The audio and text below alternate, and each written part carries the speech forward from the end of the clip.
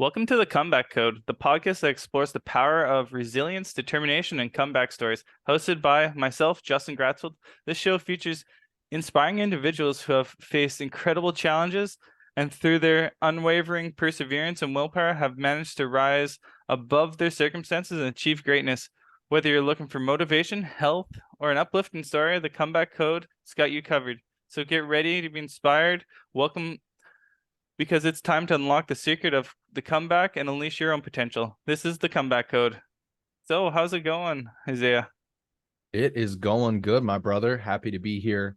Honored to be here. Absolutely love the intro. But yeah, excited to be here. Happy to share my story and just want to say thank you for the opportunity to come on here and talk, provide your community some value. Yeah, I appreciate that. It's a newer podcast and just starting out and only running on like 4 hours of sleep tonight because of all the shenanigans with the fires at evacuation today. So I was hoping to get a little bit of energy going today, even though I'm a little tired. But let's get to you. I'd love to hear like how's your week been going, and like we'll get into more talking about like your journey and where you came from. Yeah. Week has been going really good. Staying busy, just doing the usual stuff inside the business. I actually started, I believe, a week ago today, last Saturday. I actually hired a coach myself. And one thing I want to say is the most successful people in this industry, and honestly, any industry, have coaches. The most successful people have mentors, whether that's a nutrition mentor, a personal trainer, a business mentor, a mindset mentor. Don't try to figure shit out on your own. Like, always go to the source, go to people that have done it before, and you'll get there 1,000 times faster. So yeah, I just started working with a coach myself this past Saturday, and it's been great. I'm a week in, already seeing some positive benefits from it. But yeah, I just wanted to put that out there too. Stop trying to figure shit out on your own. Go to the masters, the people that have done it before, and you will fast track your way to wherever you're trying to get to. Yeah, it's amazing. Like finding for myself, like the insights and learning all the things, and literally you just bounce back like an idea, and they've already dealt with it, and just you get like an instant response. It's like, oh, you should be doing this, and it's like, oh wow, it's kind of like groundbreaking. Yeah, exactly. But yeah, let's talk about your journey and like how you came to be where you're sitting here today. I'd love to hear about that. Absolutely. So it's a long story for sure. Very, very early on, like childhood. I was more towards like anorexic, not because I had any problems with food or anything. I just moved around a lot and would kind of forget to eat. So I went from basically anorexic to a kid, kind of got into middle school, high school, started moving around a little bit less, started eating a bit more. Mountain Dew was definitely my downfall. So by around like 7th, 8th grade, I was probably my heaviest at about 230 pounds, standing at like 5'2", 5'4". So not a good combination. Not those two things don't go very well together. And I was at the doctor one day, and I think we had just done some like basic blood work on my cholesterol. And I was like 15, 16 at the time. And he told me, you will not make it to 30 if you don't get your cholesterol in check, lose some weight, yada, yada, yada. Now, not to go off on a tangent, but like knowing what we know about cholesterol now, that probably wasn't true, but it doesn't matter. That was the catalyst I needed to launch me into action. And that's exactly what happened. The next day, I signed up for a gym membership. It was only like a little bit of a walk from the school. So every day I'd walk to the gym after school. Didn't really have a plan. I never really followed a structured program. It was just like, let's make everything sore. And once I'm like crawling out of the gym, I know I've done a good enough job. So I was working out like 7 days a week, running on the treadmill until I felt like I was going to throw up. Eventually fell into things like Dr. Oz and his like Garcinia Cambogia, CLA fat burners, just anything that seemed like just take this and you don't have to do any actual work and you'll lose weight. I fell for all of those schemes. And then eventually, it was probably somewhere around the time where I was in the Army, and this guy I met there named Van Orman put me onto something called IIFYM, if it fits your macros. So that was where I started learning about calories and macros and calorie deficit and tracking and all that kind of stuff. And that's where I finally started to feel in control and empowered, because macros taught me I can eat basically whatever the heck I want and still lose weight. I just got to make sure I hit these targets. So that allowed me to lose 100 pounds and keep it off. Now, so I went from about 230 pounds, definitely in the obese category, and probably got myself down to somewhere around 6 to 8% body fat. No coach, no personal trainer, no mentor, just literally just sheer discipline and willpower. Like, I wanted it. I knew what it would take to get it, and I just did it. So after getting down to about 6 to 8% body fat, I didn't really know anything about reverse dieting or like bringing my calories back up to maintenance. And I sure as hell didn't want to bulk and eat more calories than I'm burning in an effort to build muscle. That was absolutely terrifying. So basically, I tried to just live in this low body fat state. I'm like 21 years old, eating like 1,600 calories, miserable, no energy, absolutely no sex drive. My sleep was terrible. And eventually my body just pulled me out of that. So that's when the binge eating really started to happen, was after I got really, really shredded for the first time. A couple years later, I kind of got it reeled back in and back under control.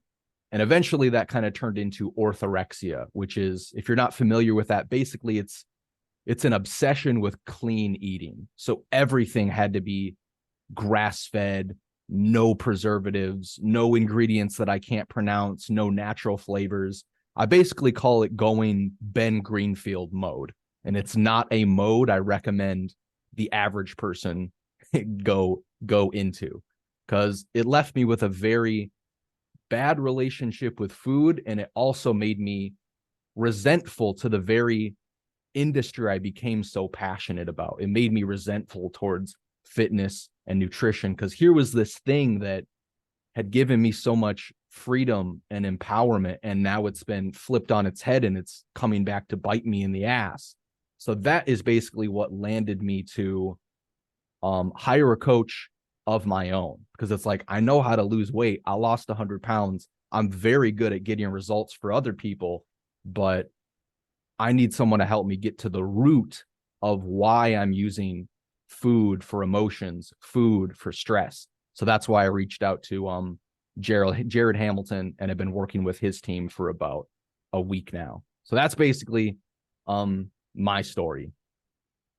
It's nice, man. I'm also on that Jared's page. I follow him a little bit, and I talked to him at Coaching Con, and got to know some of his team and everything. And it's really cool getting to meet him. One thing I really like to ask you is, like, when you're dealing with all that weight loss or weight gain, and like you're really young and struggling to like, and you wanting to lose weight, but you weren't really, how was that mentally, and like how did you get past that to get to where you are? Like what things did you have to overcome? Yeah.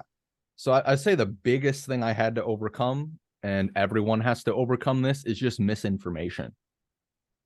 Just reading the wrong stuff on the internet and believing it and trying to put it into practice, and then it continuously failing. So nowadays, we have an unprecedented amount of like access to information. Like, if you want to know how to do something, it's there, but it can be very, very overwhelming, even more than it was back then. So honestly, my journey of losing 100 pounds, objectively speaking, it was pretty easy. It was pretty easy for a couple reasons. One, I was a kid. I was single. I'm a bachelor. Like I don't have that much responsibility. So like cooking and tracking and doing my workouts and going for walks, all that was very easy to like fit into my day. I didn't really have a lot of obligations or responsibility. So if I'm talking to like a single mother of three, it's a totally different conversation. It's a totally different conversations. But I would say misinformation is the biggest thing I had to overcome. Just figuring out like, how does this really work? Like, how does losing weight actually work? And once I found if it fits your macros, once I figured out like what a calorie deficit is, how to do that, how to track, everything kind of just magically fell into place. But I would say the biggest catalyst was in 2019, finding Mind Pump. That was the biggest change for me, for sure. And that's really what launched me into wanting to become a coach, was finding Mind Pump. Yeah, that was definitely something that launched me into it as well and got me in track because like I took kinesiology and like all these nutrition courses and they just talked about calorie deficit, eating healthy, things like that. And I had really no clue. And like I was running 20 to 30 kilometers every day, and a 45-minute workout 7 days a week Yeah. and eating 1,500 calories. Yup. Like for breakfast, I would just have rolled oats, no water, just straight. I just freaking down them and like chicken breast and rice, and Oh God. that was the only like I wasn't even getting like veggies or anything in there. It was freaking just pretty much like oats and chicken, and Mhm. I was like just torched my body and like I'm like, how am I gaining weight and 1,500 calories? Maybe if I go to 1,200, Right. and like I was over guessing on all my food, so I could have been extremely lower.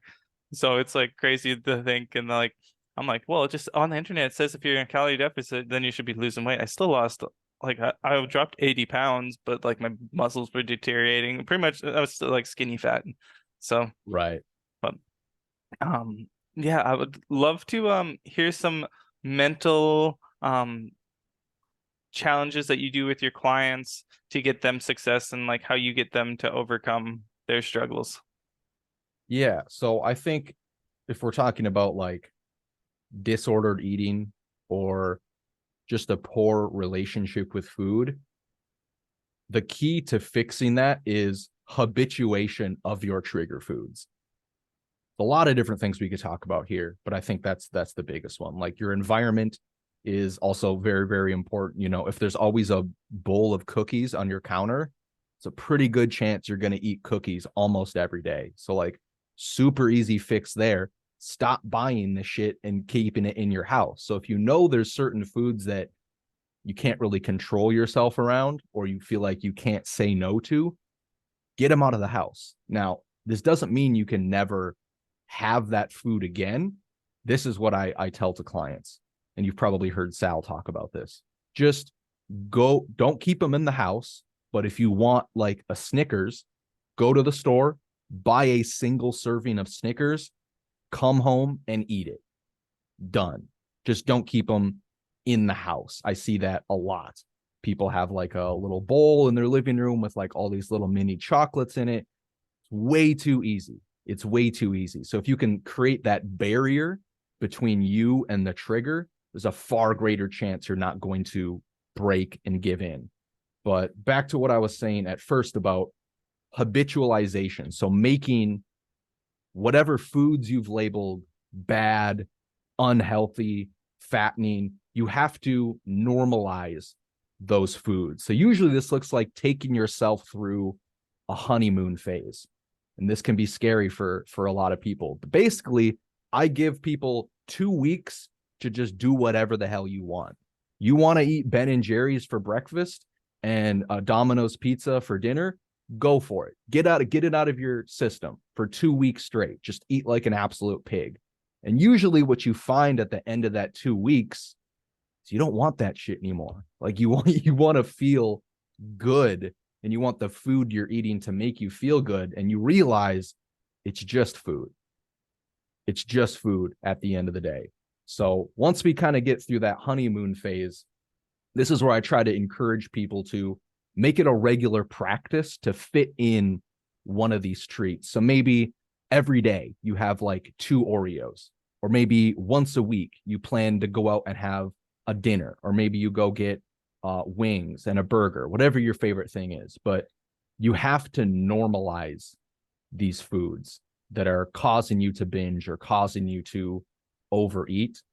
And then the other thing is not having any guilt or shame or regret after eating these foods. That's a huge one for sure. Yeah, well, I love all that, like everything you're saying. It's really good to get a different vantage point because like you deal with binge eating and like that kind of I find that I just don't eat and like I get so busy that like I'm overdoing like workouts and like Mm-hmm. I'm reffing 6 days a week and getting like 70, 90 kilometers in every single week and like Yeah. I'm barely able to get the food in because like I'm traveling all the time. So that's I more struggle with getting my 34 to 3,900 calories in a day. Yeah. Yeah. It's tough, man, especially when you've got a maintenance like that. And I totally understand. Like, dude, my schedule is crazy sometimes.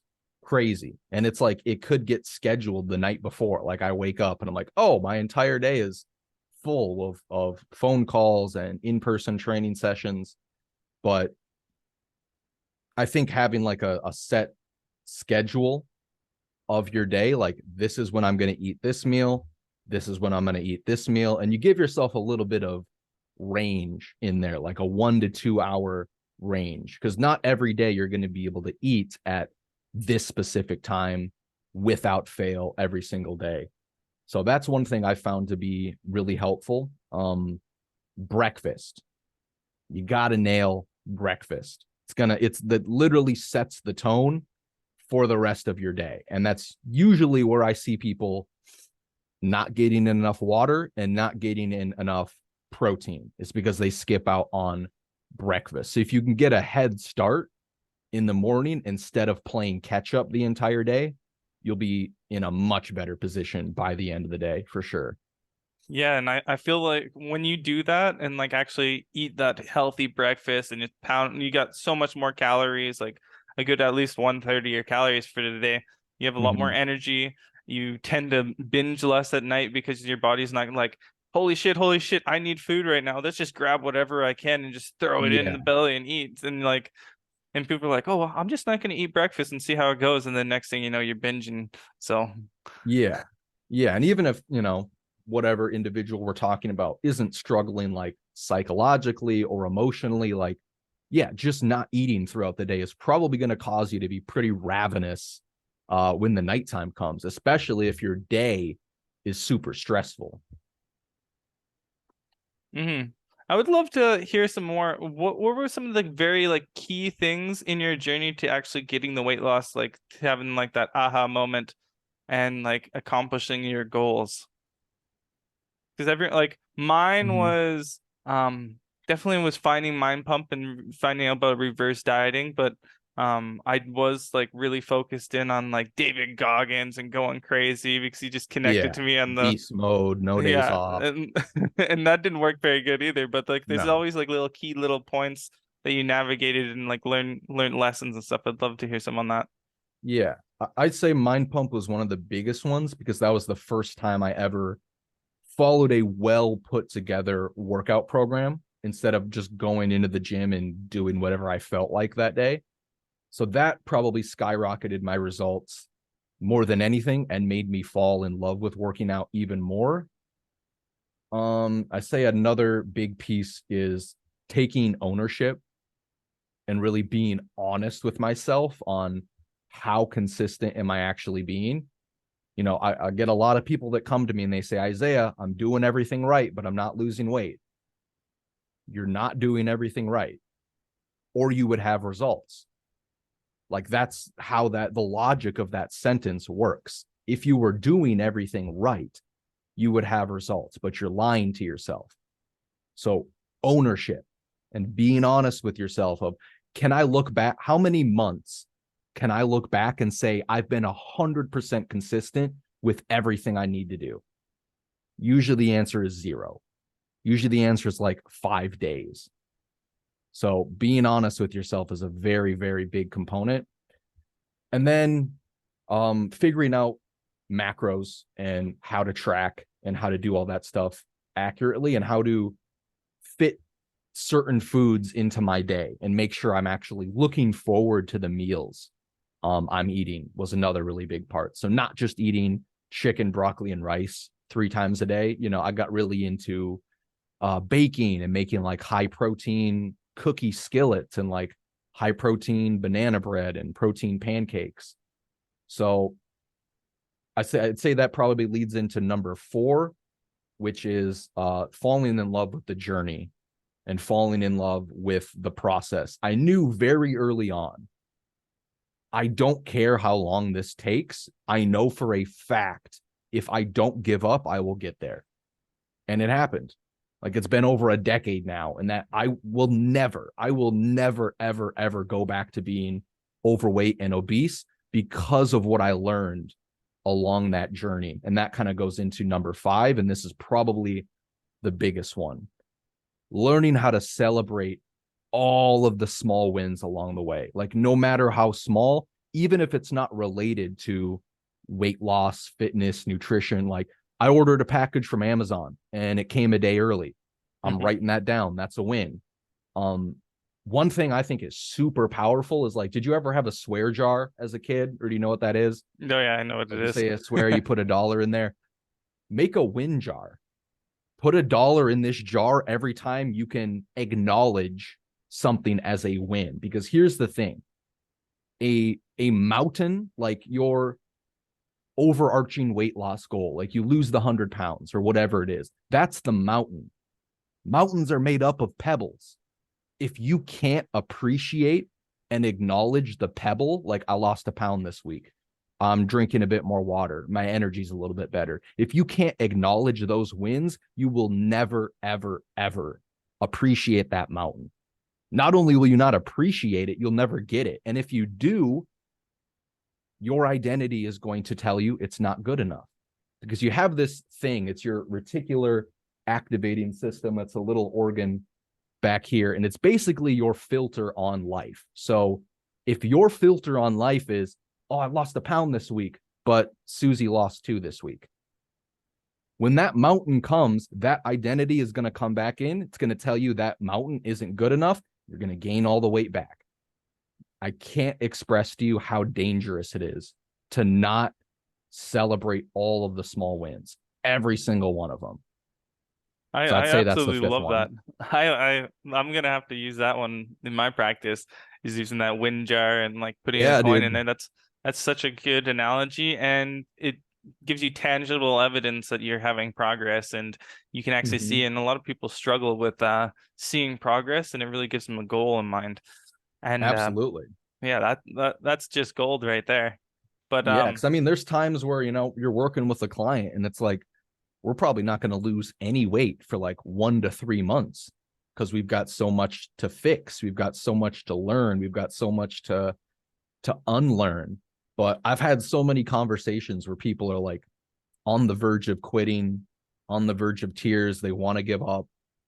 And you ask them like, can you give me any wins that you've had along the way? And they just can't seem to think of anything. They're completely blind to them. And then you go, okay, what if I was going to give you $1,000 for every win you can give me? Boom, they pull 3 of them out of their ass. Like, where were those? Where were those? for real. So you get yourself into that practice, you realize you're winning far more than you think. It's just that filter on life trying to keep you away from success. Because most people think they're afraid of failure, but they're actually afraid of success because it's unfamiliar to them.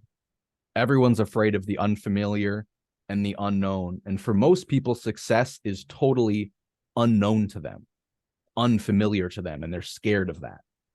So they remain in their own way. Yeah, that's amazing. Another question I do have for you is, you seem to have a lot of strong perseverance and mindset to like lose 100 pounds and then accomplish this and be okay with like getting a coach and like all these different things. Like, I know you struggled with emotional eating in this aspect here, but overall you seem to have a very strong identity and motivation drive factor. A lot of people are struggling to find that and keep going, and they just tend to like, as long as the music's playing, they're going out, but as soon as that music turns off, they stop. How did Right. you keep going and keep that music kind of continuing on and on so they get to the goal that you wanted? Yeah. Yeah, that's a really good question. And I think what you might not realize it, but what you basically touched on there is intrinsic motivation versus extrinsic motivation. So extrinsic would be external motivation. Intrinsic would be internal motivation. Most people favor that outside motivation. So they need other people, other stimulus, or other experiences to fire them up and motivate them. That's okay. But here's the thing, motivation is a feeling, it is an emotion. And just like every other human emotion, it comes and it goes. So things that come and go aren't reliable. Like I wouldn't put my money on something that's not reliable, something that is just going to come and go. So if you can learn to cultivate your own internal motivation, it's far more powerful and it's far more reliable. And really how this looks is having a strong why. Why do you want to lose this weight? Why is that important to you? What would this change in your life? What is this taking away from your life right now? These are all really, really important questions to ask yourself. But at the end of the day, if you want an easy life, you have to do hard things. If you want a hard life, do easy things. Our society today is soft. Now, personally, I think I can be a bit too red pill for a lot of people, but I'm just I keep it 100. I keep it real. I try not to sugarcoat anything, but our society today is very soft. Everything offends them. Nothing's their fault. No one wants to take personal responsibility. Like I was just talking to someone today on Facebook, and they're trying to tell me about eating for your blood type. I'm like, this is literally just another marketing scheme to take the personal responsibility off the individual so they can transfer that blame to their blood type. Oh, it's not you. It's not because you're lazy or undisciplined or you can't be consistent for more than 3 days straight. It's your blood type. You just need to eat these certain foods that match your blood type, and now you'll lose weight. It's not your fault. It's not your fault. It's the same shit. It's the same shit. So the second you can, wherever you point the finger, that's where the power goes. That's where the power goes. Oh, it's carbs. It's carbs. Guess what has the power now? Carbs. What if you did this? Now you have the power. Now you can take control and ownership, like we talked about earlier. It may not be your fault. You know, you may have grown up in an environment where both of your parents were obese. There was terrible food in the house all the time. They had a terrible relationship with food, and that bled over into you. It may not be your fault, but it is your responsibility to fix it. It is your responsibility to fix it 100%. And I had to accept that. I had to accept that no one is coming to save me. Superman ain't real. Like a lot of people forget that. Superman ain't real. No one is coming to save you. But here's the good news. You are perfectly capable of saving yourself. Everyone listening to this. And it comes down to decisions. Like, what was the big thing for me? What was the big thing I had to go over? I made a decision. Like, I don't want to be fucking fat anymore. So let me go figure out what it's going to take. Okay, now I know what it takes. Let's do it and not give up. That was it. Like, that was the entire recipe. Yeah, for sure. I definitely noticed through my journey, I didn't have I had more of a mindset problem when I was before I gained all the weight. I was felt like everything was happening to me, and like, oh, this person's doing way better, and this person's doing way better, and it's like everything just happens to me and my family, and it's just bad situation after bad situation, and we're just constantly looking at the negative and filling up the cup. And Mm-hmm. I kind of got a cup of perspective when I ended up getting the brain infection, full body paralysis, because Oh, after that I started to appreciate um the ability to walk, the yeah, ability to not have to try to breathe manually, and like being able to pick up my daughter again and going to the washroom without being helped by my wife and things like that. And I was like, holy shit. He's like, I've really been like, I fucking hated running. It was like the worst thing ever. I'm like, I like playing basketball, but I hate running. I'm like, yeah, man, I want to run 100-mile race just to do like something on the bucket list. And there's like all these different things.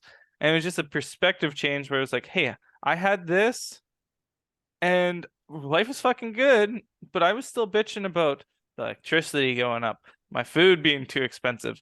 Oh, I have to go and read to my daughter these extra books or whatever. It might seem bad, but I'm like, just in your head, you're thinking like, oh, maybe, and you're just so consumed with these negative emotions that even the good things are bad. And like yeah, sometimes you just have to find an external factor to like push you past that and get you out because you're just kind of in this loop, in this little track, and you need to take the little side road off to get out of there. So I yeah. feel That's powerful, man.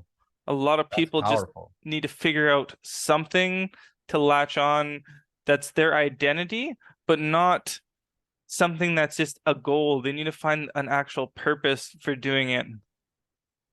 Exactly, exactly. And that kind of goes back to what I was talking about earlier with why do you want to accomplish this?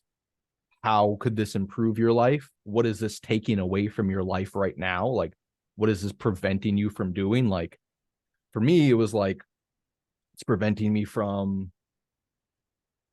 having experiences, social eating experiences, like going to the beach or like going to a water park and like taking my shirt off and being comfortable with that. That's what it was preventing me from. So that's kind of what I clung on to, was like, I want to be able to do these things. I want to be able to have these experiences and make these memories.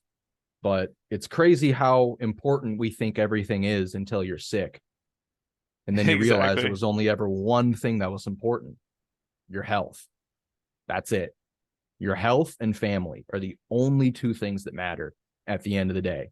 And most people really struggle with this, but your health is more important than your family. Because if you can't show up, you're not showing up. Like if you're, I see this a lot with my female clients who are mothers. Like if you truly want to care for these people as much as you can, then you have to care for yourself too.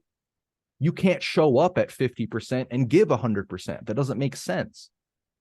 Doesn't make sense. So if your idea of caring for the people around you is running yourself into the ground, that's not caring. That's because you could give them so much more if you gave yourself a little bit more. Hmm. And people just get in this state of like numbing. They try to numb their pain, and they try to like I not know think about about it that. and everything. And you really lose the focus. Like a lot of clients and stuff that I work with, they want to lose the weight, but they've numbed themselves to the actual what their goal is, that they won't actually commit to themselves because they have all these other little bubbles like, hey, I need to have a fail safe here, here, here, and they're more focused on the possible chance of failing because they've had failure in their life, that they Mm-hmm. don't take the actual step forward and get going. Yeah, They're still stuck in that loop of the mental loop, and exactly. And you have they can't even see themselves being successful. do you Doesn't have even make sense. It's completely foreign to them. Like we talked about earlier, they're afraid of the unknown. They don't even know what success for themselves looks like because they've never had it. So it's up to us as the coaches to show them that that is possible. And that's why I try to explain as much as possible that I'm just like you. I was so unathletic growing up. I thought I had asthma, but I was just fat. Like I did anything I could to get out of sports practice. I did baseball, I did football. I hated all of it. And then I finally got into like speech and theater and acting. And that was my jam, but I was still eating like shit and now I'm moving way less. So that's kind of how I how that led to the weight coming on. Oh man, it's been great talking to you, and like there's so much insights, and we definitely probably have to get you on again and talk more about mindset and Yeah. how to overcome things like this. But what would be some like suggestions for like maybe a podcast that you listen to? I know we talk about Mind Hmm. Pump a lot, but or like some books and just some things to do to like achieve your goals. Yeah, yeah, absolutely. Absolutely. So I am running a 30-day mindful eating challenge. Actually, if you or anyone you know would be interested in signing up for that, the deadline to sign up is tomorrow. We're kicking things off on Monday, but every single day you're going to be practicing a specific mindful eating practice to help you get more in tune with your hunger and your fullness signals. Now, as far as podcast, of course, got to shout out Mind Pump. Um, if anyone here is really struggling in the mindset department, in the relationship with food department, in the identity department, Jared Hamilton's Dieting from the Inside Out is a must, because the outer work without the inner work doesn't work. And then another one I'd recommend. I'm a big fan of Danny Matranga. Dynamic Dialogue is the name of his podcast. Books. Um, I think for overall health, this one's a really good one right here. Uh, The Rain Barrel Effect by Dr. Stephen Cabral. Atomic Habits. And this last one here, this is the book that started my self-growth transformation journey. Unfuck Yourself. I can't remember who the author is, but it's the only book I know of with that title. Unfuck Yourself. Very, very good read. But yeah, I appreciate you having me on today. This was a great conversation. Had a great time. Yeah, I appreciate you being on here and it's been great. And where can I like find you if I'm looking to find you on socials? Yeah, so you can find me on Facebook just by searching Isaiah Mitchell. Mitchell is with two L's. Isaiah is just like in the Bible, ISAIAH. Instagram is Coach Isaiah Mitchell. And I'm not really on Twitter a whole lot, but yeah, Facebook and Instagram, if you want to get a hold of me, those are the spots. Well, awesome. I appreciate you being here and taking time out of your day and I'm looking forward to getting to talk to you again and maybe seeing you at some meeting in the States or something. It'd be cool Yeah, yeah, to come and for chat. So sure. I know um I'll be in Tampa at the end of the month. Lane Norton's doing a live event with his team, so I'll be down there. oh, that's wicked. That's gonna be excellent. Oh yeah. I finally am gonna be able to fly, I think, again because I'm not allowed to get vaccinated for my Uh brain infection. So I'm hoping to be able to fly in June 11th. I think they're gonna open the borders again. So that'll be excited for me anyways. Hell yeah, man. Otherwise, I went to coaching con and it took like 30 some hours to drive there with my wife and daughter, and Woo! we spent 5 nights sleeping in the car on the way there and back, just Damn. going hiking and enjoying life. And Yeah, sounds like a and, good and we time. got the like a little SUV, so our knees are bent in there, and oh, it was a good time. Oh But man. I'll end this and hopefully you have a great end of the day. Yeah, yeah. Thanks for having me, man. You have a good day too. Good talking to you, brother. See ya.